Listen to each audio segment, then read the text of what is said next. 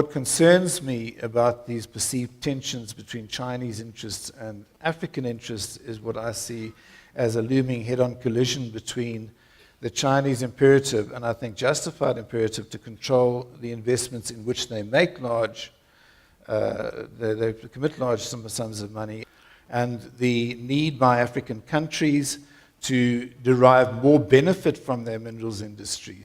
This head-on collision, I think, is going between, it's at an economic front, as the Chinese investors would like to get their product as cost-effectively as possible, and Africans would like to derive as much added value from their project as possible and as much of their own investment.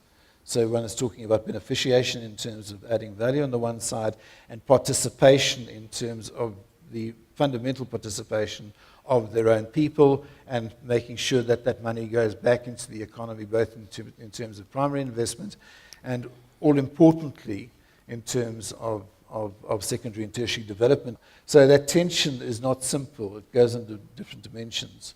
One has got to recognize the aspirations of African countries in deriving more benefit for the resources industries, but by the same token, one must try and actually accommodate what the Chinese are looking for, and there's got to be that balance. And I'm actually not seeing it there. I'm seeing a willingness to do business, but at the coal front, at the coal face, it's there are obstacles.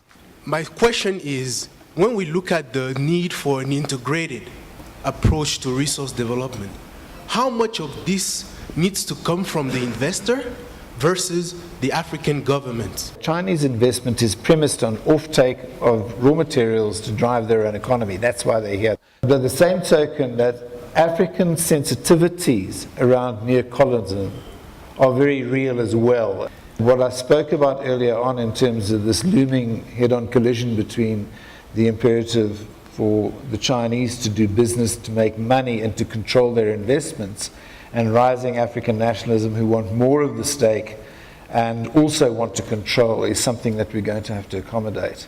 The imperative for cooperation between local partners and Chinese companies, I think, is in everybody's best interests.